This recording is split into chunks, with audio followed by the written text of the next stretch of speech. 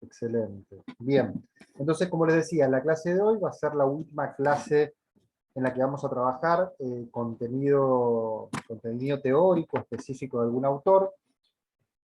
Para hoy tenían que leer, estudiar, trabajar el texto de la autora Elizabeth Schelin, La lucha por el pasado, cómo construimos la memoria social. Y como recordarán, el sábado pasado, para aquellos que pudieron asistir a la clase, o para aquellos o aquellas que pudieron ver la clase que les mandé a través del listado de mails, en la que trabajamos el sábado pasado el texto de Saskia Sassen, y el miércoles de esta semana ustedes tenían el texto correspondiente a ese día, el otro capítulo del texto de Louis Bacuan. Bien, entonces con el texto de Elizabeth Schelin terminamos todos los autores y autoras que corresponden a esta segunda parte. ¿Ok?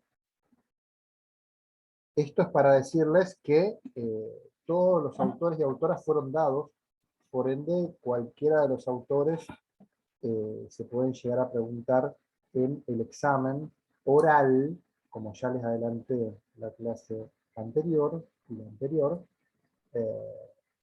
que va a ser el próximo sábado. Bien, va a ser oral, individual. Si bien vamos a hablar al final de las clases de las características del examen y demás cuestiones que tienen que tener bien sólidas, y vamos a responder las preguntas que tengan respecto a cualquiera de los autores o autoras que hayamos trabajado en esta segunda parte de la materia. Ahora, eso por un lado, ¿no? Lo que se viene, que es el segundo examen.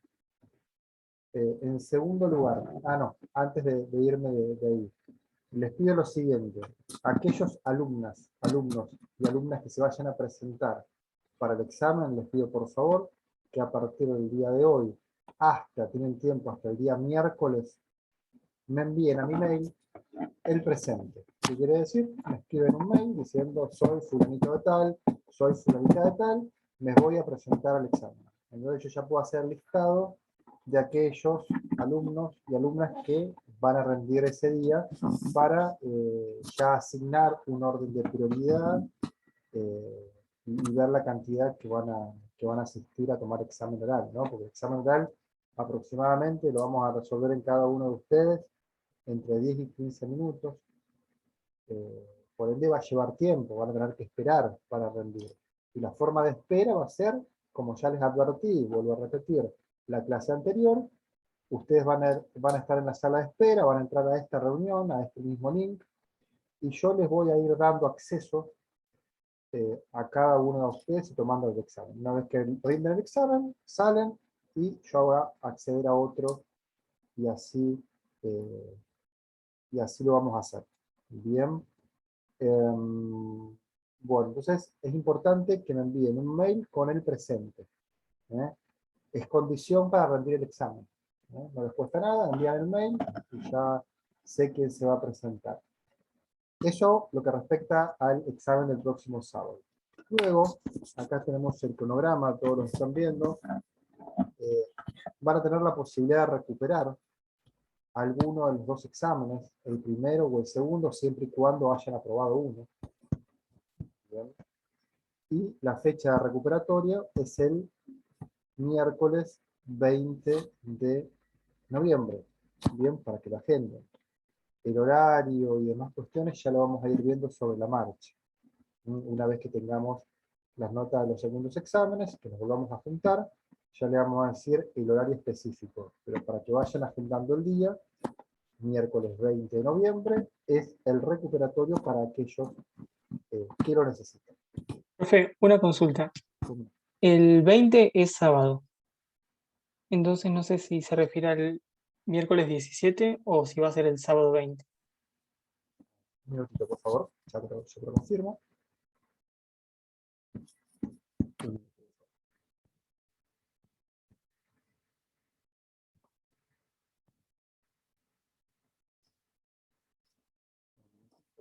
Sí, está. Gracias por la corrección. el sábado. Vamos a ver cómo sería. A ver. Ok.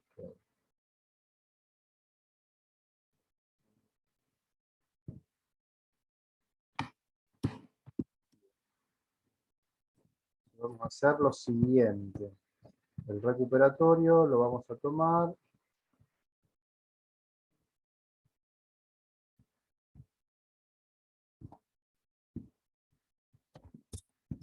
Está bien, vamos a tomarlo el sábado.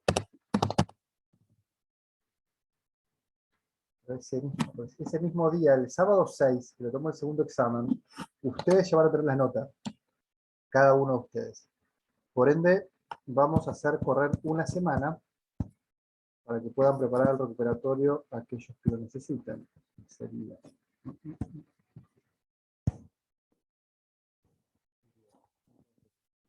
El sábado 13,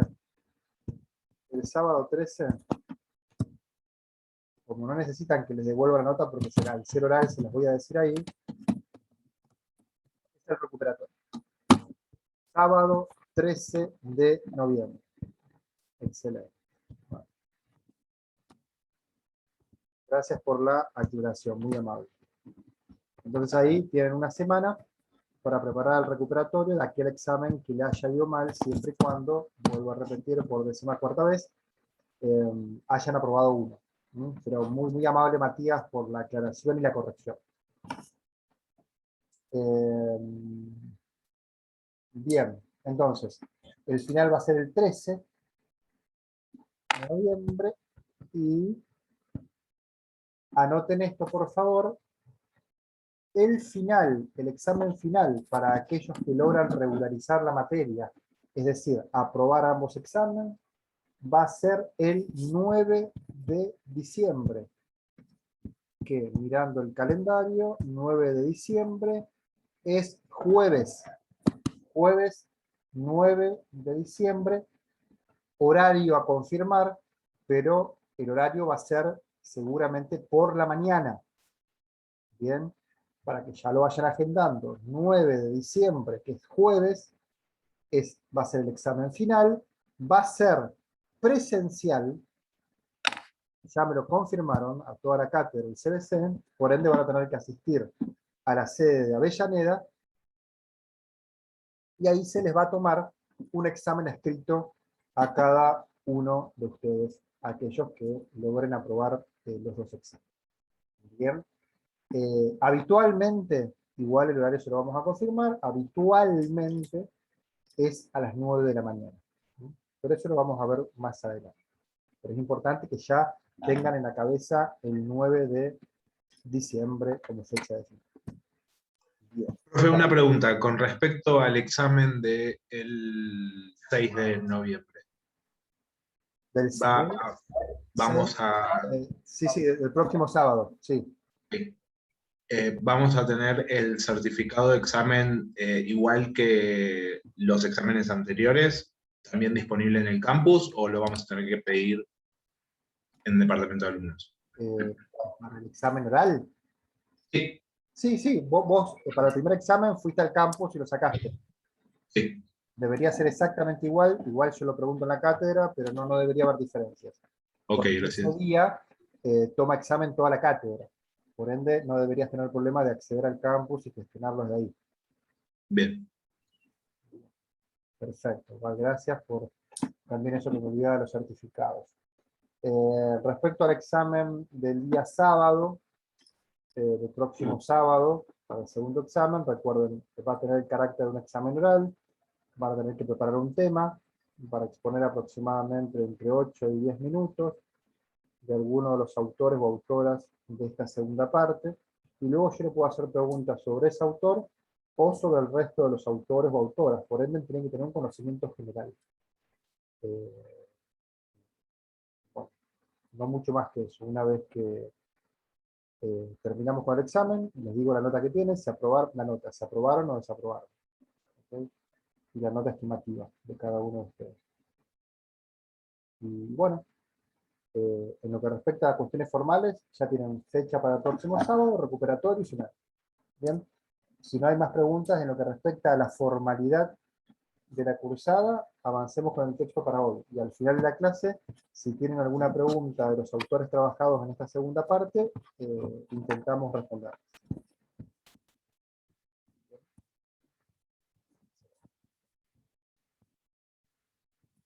El texto de hoy.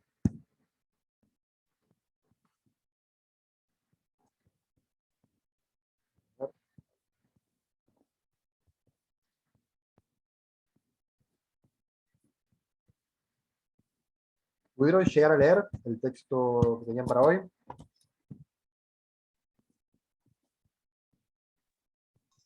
Sí, profe. Sí, Un profe. par de hojas. Bueno, me alegro que algunos de ustedes hayan podido leerlo o empezar a leerlo. Es un texto muy, muy sencillo. Y con este texto lo que queremos hacer en esta segunda parte es, como ustedes habrán visto, esta segunda parte se ha dedicado principalmente a analizar problemáticas muy cercanas a todos nosotros, ¿no? En primer lugar, la central, la problemática del mundo del trabajo y las problemáticas anexas a esas, ¿no? La pobreza, la marginalidad. Y lo que hoy vamos a trabajar es también una cuestión, ¿no? que debe comenzar a ser pensada de las ciencias sociales y en particular de la sociología, como es la cuestión de género. ¿Bien? Por lo cual traemos a esta autora, cuyo nombre es Elizabeth Schelin. Bien. Y el texto que tenemos para hoy, La lucha por el pasado. Bueno, la autora nació en el 41 en Buenos Aires, es licenciada en Sociología en la Universidad de Buenos Aires y realizó el doctorado en Sociología en la Universidad de Texas. Fue investigadora del CONICET y actualmente es una investigadora jubilada de este centro de investigación. También trabajó hasta el 76 como investigadora en la Universidad de Monterrey. En el 75 formó, ¿no? Fue una de las intelectuales más relevantes de lo que fue conocido como el CEDES, que era el Centro de Estudios de Estado y Sociedad, que fue un centro de estudio muy activo durante la última dictadura cívico-militar en la Argentina, y fue miembro del directorio del Instituto de Investigaciones de Naciones Unidas, y también de la Comisión Mundial de Cultura y Desarrollo de Naciones Unidas, y es parte, a partir del 2008, del directorio académico de una institución de estudios avanzados muy importante en Berlín, que realiza investigaciones tanto en ciencias naturales como en ciencias sociales. Algunas de sus obras, la que vamos a trabajar en el día de hoy, La lucha por el pasado, Cómo construimos la memoria social, Antología del pensamiento crítico argentino contemporáneo, que es del 2015, Democracia, hora cero, en la que es una obra que escribió con otros autores y autoras,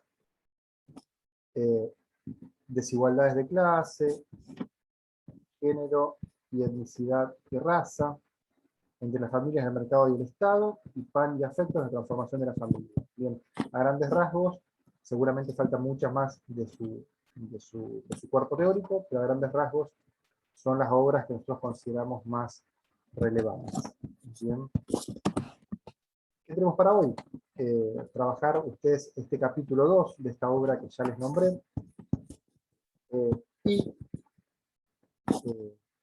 específicamente este capítulo 2 de lo que va a trabajar es qué papel desarrollaron las ciencias sociales en lo que respecta al estudio sobre la memoria y el género, pero las ciencias sociales en la región, o sea, en el marco de Latinoamérica.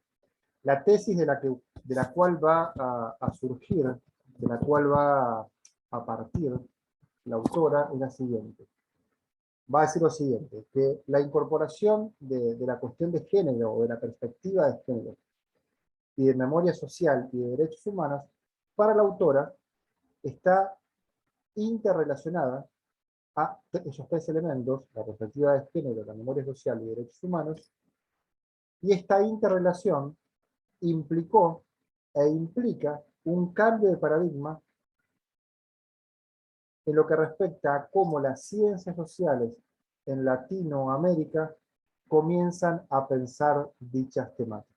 Te vuelvo a repetir. La tesis de la cual parte es la siguiente, que la incorporación de las perspectivas de género, del estudio de la memoria social y de los derechos humanos son elementos que están estrechamente relacionados, y esta relación entre los elementos implicó un cambio de paradigma en la forma en que las ciencias sociales comenzaron a pensar lo que sucedía en la región. ¿Ok? Cuando yo hablo de paradigma, ¿entienden a qué me refiero? ¿Qué es un nuevo paradigma? ¿Qué es un paradigma? ¿Qué sinónimos podemos encontrar? Podría ser como un conjunto de ideas, no sé, que estaban, me sale la palabra de moda, aunque creo que no es la correcta en la época. Está bien, está muy bien. Como un sistema de ideas dominantes dentro de un campo, ¿no? Bien. Entonces, cuando hablamos de cambio de paradigma, quiere decir que se empiezan a cuestionar las ideas dominantes que se tenían hasta ese entonces, ¿no? Producto de la incorporación de estas perspectivas de género, del estudio de la memoria social y de los derechos humanos, ¿bien? Entonces, el paradigma hay que pensarlo de esa manera, ¿no? Como un conjunto de ideas dominantes en un campo determinado, en este caso en el campo de las ciencias sociales. ¿Queda claro? Sí, sí. Excelente. Entonces, partiendo de esta tesis, la propuesta del autor es la siguiente. ¿Qué nos propone en esta obra? Nos propone rastrear los antecedentes conceptuales e históricos que hicieron posible el desarrollo de estas nuevas perspectivas de género, memoria y derechos humanos. Rastrear antecedentes conceptuales e históricos que hicieron posible el desarrollo de las perspectivas que le acabo de nombrar. Para lo cual va a ser un rastreo histórico. ¿A partir de qué década hace dicho rastreo la autora?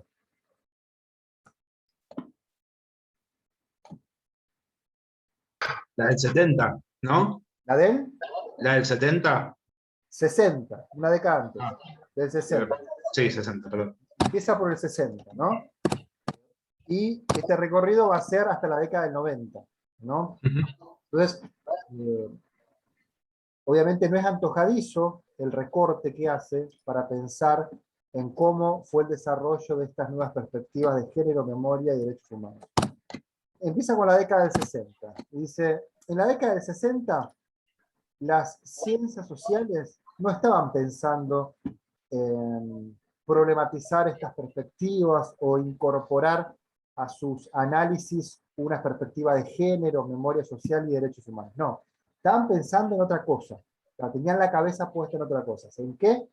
Principalmente las ciencias sociales en general estaban tratando de entender el desarrollo económico social de lo que es, o de lo que se consideraba un capitalismo periférico en América Latina, en Latinoamérica. Encontramos autores principalmente como Previch, Fernando Henrique Cardoso, ¿no?, expresidente de Brasil, y Enzo Faleto. Bien, estos autores comienzan a, a, a centrar o a concentrar los estudios de las ciencias sociales en desandar qué era esto del capitalismo periférico en Latinoamérica. Bien, y las visiones dominantes que se contraponían en la década del 60 era, en primer lugar, una visión marxista, ¿no?, que concentraba obviamente el análisis de la problemática latinoamericana a partir de la idea de enfrentamiento o lucha de clases, es decir, lo que explicaría eh, eh, las problemáticas de Latinoamérica se podrían simplificar en la lucha de clases como columna vertebral de su explicación. Y la otra idea dominante en la época era una visión más de cuya aspiración era la modernización social y estaba ligada a la industrialización y a la urbanización de dicha región. Bien. Un problemita, pero bueno. Hay dos aspectos claves y específicos en el análisis que se hace en esa época de lo que sucedía en América Latina. Y los dos aspectos claves son los siguientes. En primer lugar, lo que se entendía por populismo y la cuestión de la marginalidad, ¿no? A Latinoamérica en la década del 60 se la pensaba a través de estas dos ideas, nos dice la autora, a través de la idea del populismo y de la marginalidad. ¿Cómo deberíamos entender el populismo? O sea, en aquellos momentos se entendía como una manera de transitar o tramitar la modernización política en contraste con lo que sucedía en los países centrales, donde encontrábamos una democracia más formal y mucho más antigua, ¿no? Con una dinámica mucho más aceitada. Bien, vamos a encontrar autores como Wilford o Torquato Di Tella. Estos autores lo que tienen interesante en relación a cómo pensar el populismo, que no lo van a pensar simplemente comparando lo que sucedía en Latinoamérica con los países centrales, y viendo las diferencias que existían entre ambos lugares, sino que estos autores lo que van a hacer es pensar el populismo a partir de la vinculación entre los líderes políticos carismáticos, pensemos en el primer peronismo, y la base social, ¿no?, que emerge de esa relación, y cómo a partir del vínculo entre los líderes carismáticos y esta base social de trabajadores que emerge, es una explicación a partir de la cual se puede decir cómo las clases populares se incorporan a la participación política. Es decir, pensar al populismo como aquello que posibilitó la incorporación de estas clases populares antes excluidas a la participación política. No solamente ver al populismo como la contracara, ¿no?, negativa o mal vista de lo que sucedía en los países centrales, sino como una mecánica propia que se estaba dando en ciertos países latinoamericanos y que no se la podía comparar livianamente con lo que sucedía en los países centrales. Bien. Y después tenemos a la otra cuestión clave a través de la cual se leía la problemática latinoamericana, que es la cuestión de la marginalidad, obviamente muy presente hasta hoy en día, por supuesto. Y la pregunta que nos hacíamos, o se hacían los intelectuales en la década del 60, y de alguna manera nos seguimos haciendo hoy, si la marginalidad va a ser una cuestión temporaria, pasajera o un fenómeno estructural, obviamente la tercera opción, o la segunda opción, es la opción más acertada, por supuesto, es decir, tienen características más estructurales, y encontramos autores, si bien no vamos a desarrollar lo que pensaban, porque no es el foco de este texto, pero encontramos autores como José Nuno, Fernando Enrique Cardoso, que también se van a enfocar en problematizar esta cuestión. Bien, ambos aspectos, la cuestión del populismo como lo de la marginalidad, se pensaban en esta época como amenazas, como obstáculos para llevar adelante la modernización de la economía principalmente, de la sociedad y de los sistemas políticos, como un obstáculo para el desarrollo del capitalismo, y también como un obstáculo para que se exprese o se materialice la lucha de clases en la región. Este último punto, obviamente, ¿a qué corriente de pensamiento corresponde? Porque, ¿qué corriente de pensamiento podría pensar al populismo como un obstáculo, ¿no?, para que se expanda y se... ¿A neoliberal? Piensen esto, piensen lo siguiente. Acá dice, el populismo puede ser un obstáculo para que se materialice algo que detiene o le pone un freno a la lucha de clases. El Pensemos... marxismo. ¿Cómo? El marxismo. Exactamente. ¿Por qué? A ver, porque de la visión marxista más ortodoxa, por ejemplo, cuando el Partido Comunista en la Argentina, cuando analizaba el peronismo, al primer peronismo, lo analizaba al peronismo en su carácter populista y de corte fascista muchas veces, ¿no? Y le asignaba estos tildes, diciendo que el peronismo funcionaba como un límite para que la clase trabajadora se organice y pueda esta organización materializarse en una lucha directa con la clase dominante, la burguesía, porque el peronismo funcionaba como un regulador, ¿no?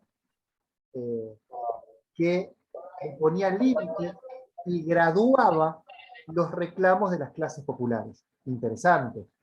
Entonces, desde la visión marxista, ortodoxa, entendían el populismo, en general, en Argentina y en otros países, como un elemento que limitaba la materialización y la expansión de la lucha de clases en la región. ¿Queda claro? Sí. Excelente. Bien. Entonces, en este marco, en la década del 60, como ustedes están viendo, las ciencias sociales, en general, estaban pensando en cuestiones que no tenían que ver con analizar las relaciones entre los sexos y el lugar social de la mujer. Bien, se podría decir, si le asignaban un lugar en sus análisis a las relaciones entre los sexos o el lugar que ocupaba la mujer en la sociedad, ¿qué lugar de su análisis le daban? ¿Desde qué lugar analizaban el lugar de la mujer o a la mujer? Entonces, lo que responde Elizabeth Schelling es, analizaban la cuestión de la mujer estrictamente, solamente abordando lo que es la cuestión de los estudios de fecundidad. Bien. ¿Para qué se puede analizar desde las ciencias sociales la fecundidad de la población? ¿Para qué? Para poblar, precisamente. ¿Pero para qué? Claro, pero ¿para qué se necesita analizar? Y como mano de obra para la fábrica. Mano de obra, digamos, cómo va a ser el desarrollo de la fuerza de trabajo, ¿qué más cuestiones? Qué bueno. La demanda, Bueno, la población. la demanda de bienes, si vos, Ajá, de sí. recursos, es posible, en relación principalmente a lo que tiene que ver con las políticas de urbanización o desarrollo de las ciudades, ¿bien?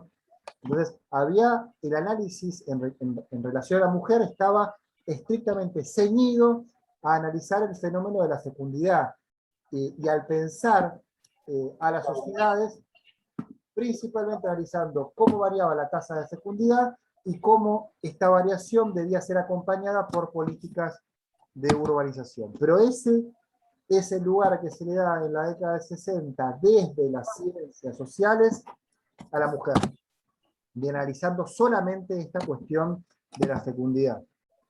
Pero ¿qué pasa? A mediados de la década del 60, fines de la década del 60 y mediados de la década del 60, en toda Latinoamérica podemos decir que es un momento de gran activación política. ¿Por qué? El voto. ¿Perdón? Que aparece el voto femenino. Aparece el voto femenino en algunos países, pero hay acontecimientos históricos que atraviesan a toda Latinoamérica, como fue en el 59, la Revolución Cubana, ¿no? Que tiene un gran impacto principalmente para los movimientos de izquierda. Hay un auge de los movimientos estudiantiles en toda Latinoamérica. Hay una marcha de los 100.000 conocidas en Brasil, creo que fue, si no me falla la memoria, en el 68. También empezó a pensarse el sindicalismo, también de otra manera, principalmente en lo que sucedió en Argentina, y es un momento de grandes protestas sociales, ¿bien? Este momento de gran eclosión y activación política, ¿bien? va a hacer que muchas fuerzas políticas empiecen a ubicarse en el espacio público y a reclamar por la materialización de sus derechos, sean estudiantes, sindicalistas, trabajadores rasos, etc. Pero más allá de la aparición de estos nuevos actores en la escena política, las ciencias sociales interpretaban el funcionamiento de los sistemas políticos sin incorporar a estos nuevos actores. Seguían pensando de una forma bastante tradicional a lo que sucedía, ¿no?, en las sociedades y en los sistemas políticos, y no incorporaban a estos nuevos actores o a estos nuevos movimientos sociales. ¿Bien? Ahora bien, ¿por qué sucedía esto?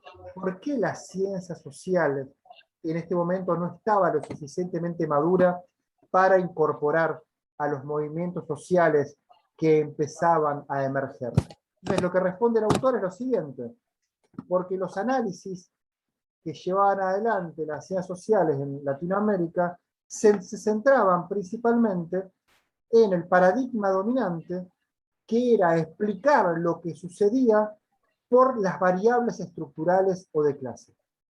Es decir, explicaban lo que sucedía en cualquier país de Latinoamérica, no pensando necesariamente en los actores que emergían o surgían de dicha sociedad, sino pensando a dichas sociedades a partir de variables económicas y sociales estructurales que las determinaban, ¿no? Variables internacionales como países desarrollados y subdesarrollados, ¿no?, la división social del trabajo o la división internacional del trabajo, y no daban la importancia necesaria a aquellos movimientos y actores que empezaban a surgir en cada una de dichas sociedades latinoamericanas. Bien, pero ¿qué va a suceder?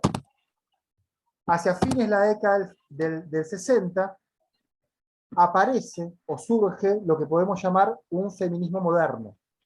¿Por qué hago énfasis en esto de feminismo moderno? Porque las ideas feministas son muy anteriores. Podemos encontrar ideas feministas, intelectuales, mujeres feministas, a comienzos del siglo XX. Sin embargo, lo que nosotros conocemos como feminismo y las ideas que hoy podemos utilizar, ¿no?, en lo cotidiano y que fueron resultado de las luchas feministas, comienzan a partir de la década del 60 y es lo que podemos llamar como feminismo moderno. Bien, empiezan en los países centrales y luego poco a poco se empiezan a visualizar en los países latinoamericanos, muy gradualmente.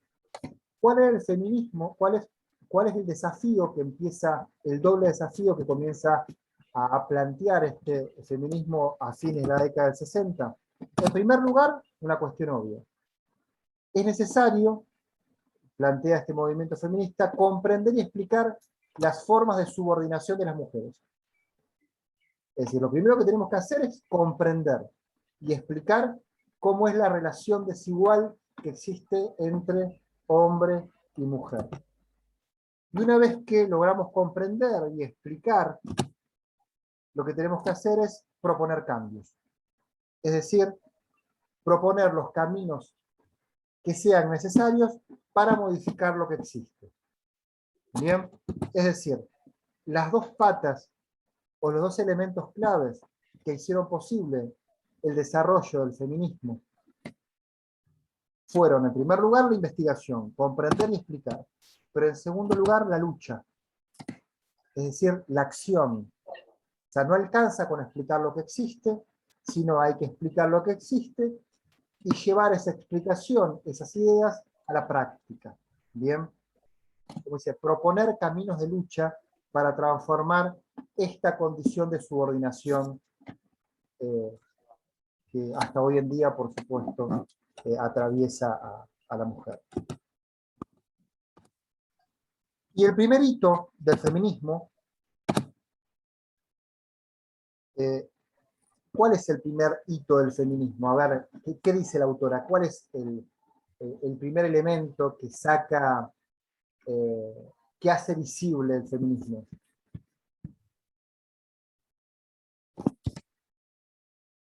Yo, perdón, no llegué hasta ahí. Perdón.